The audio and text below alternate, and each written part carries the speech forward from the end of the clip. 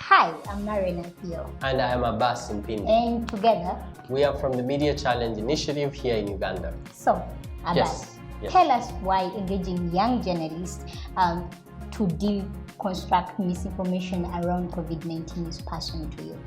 Yeah, it's personal to me because I have seen firsthand how factual information changed my illiterate grandmother's life.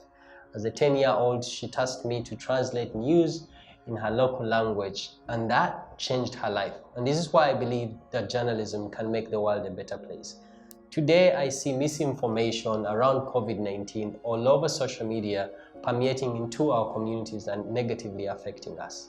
And I know that contextually, most of the fact checkers here do their work in English and online articles where people like my grandmother would never reach. And that means around 20% of Ugandans who are illiterate.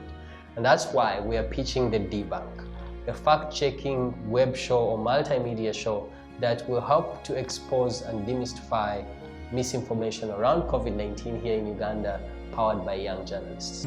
Every week, we bring you the facts. We are the fast fact-checking news show in Uganda, powered by youth for youth.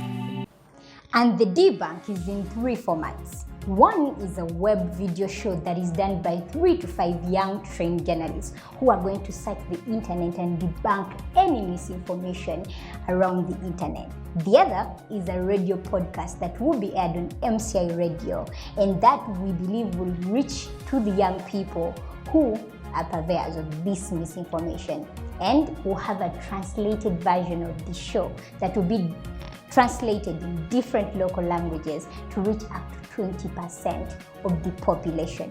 The Debunk targets specifically young people who are 75% of the country's population, and these need to get the factual information. So in terms of feasibility, as an organization, Media Challenge Initiative here in Uganda, we have a cadre of young journalists that we've trained with Africa Check in fact-checking, basically. So those are the ones that will end up becoming debunkers or fact-checkers on this show. And we've also have a lot of partnerships in terms of radio and TV stations across the country where we'll be able to share this information. We have thought about this in terms of business plan. We know that it's going to be tricky for us to sustain, so that's why we're coming to you to pitch this idea for support. But we know that once it's on running, we'll be able to make more money to support it through donor funding, through selling the content to media houses, and through advertisement on our MCI radio platform.